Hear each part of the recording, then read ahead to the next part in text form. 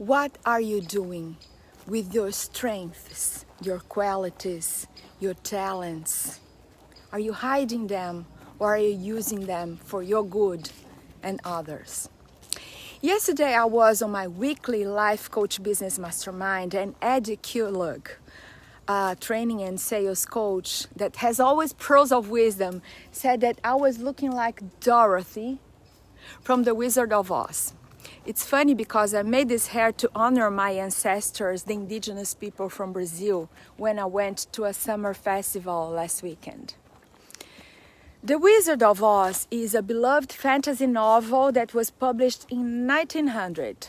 It tells the story of a young girl named Dorothy Gale, who was swept away by a tornado from her Kansas farm to the magical land of Oz. And in her quest to go back home, she befriends a scarecrow, a tin woodman, and a cowardly lion. All of them join her to her journey to meet the mysterious Wizard of Oz. And as in every hero's journey, along the way, they encounter various challenges, including the Wicked Witch of West, but also discover their own inner strengths and learn the important lessons of courage, friendship, the power of believing in oneself. And finally, Dorothy discovers that all she had to do to go back home is clicking her ruby slippers and repeating, "There is no place like home, there is no place like home." But what's in there for me, you may ask, and I answer. This story has multiple spiritual messages. It can be seen as a metaphorical journey to self-discovery, to personal transformation. One key message is the power of belief, the idea that we possess all the qualities and all the answers in ourselves. It encourages people to look within for the answers and strengths that they seek, rather than relying on external sources. And the story emphasizes the importance of courage, of having a heart, and wisdom as essential qualities for navigating the life's challenges. It also suggests that the power of achievement, your dreams, is within you. Another story, and this one is from the Bible. A wealthy man went on a journey and gave his possessions to his servants. To one, 5 talents, to another one, 2 talents, to the last one, 1 talent. The talents in this contest is the money that they used back then. The servant who received 5 talents immediately went to work and traded with it, doubling his initial amount, ending up with 10 talents. The servant who received 2 talents did the same, doubling it for 4 talents.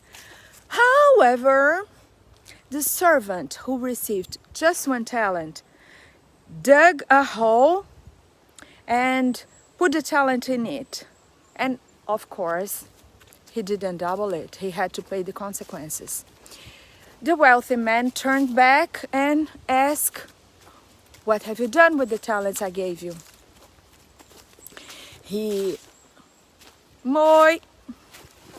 Hi. The servant who had 10 talents, he gave him compliments and said, "You can keep them."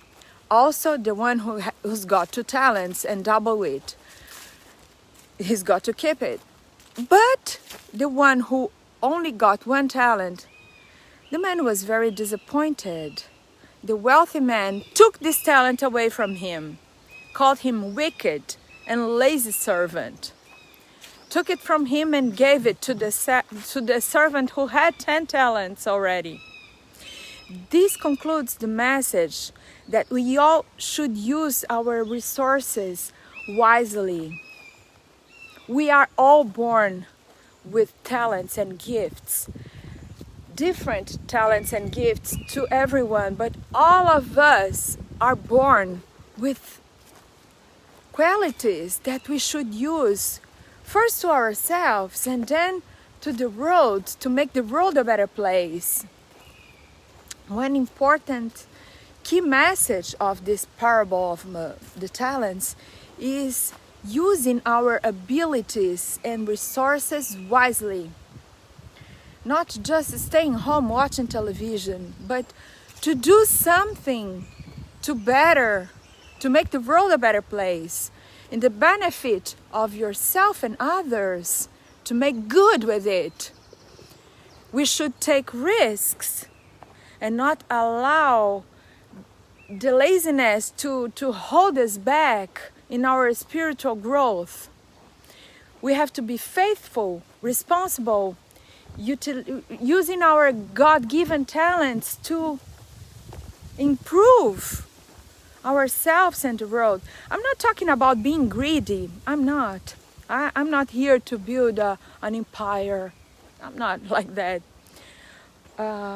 Success for me is different. Is to have health, first of all, to enjoy the beautiful and nice things in life, good relationship with my family, with the people that I love, with my friends, quality of relationships, and time and freedom to do whatever I want, whenever I want. And this is success for me. To you, it can be measured in other ways. I'm not saying that who's right and who's wrong, but success for me is not measured by numbers, the number that I have in my bank account, for instance, but other stuff. The thing is, anyways, I'm using my talents to coach people and to make this world a better place for me and for others. What are you doing with your talents is my question. I want you to reflect, first of all, what your talents are. What are you really good at? Because each and every one of us is born with a package. What are you good at? Do you know your ikigai? If you don't, I invite you to take a look at this video and check what you can do with your gifts and talents. And please write here in the comments below what your talents are. See you in this video.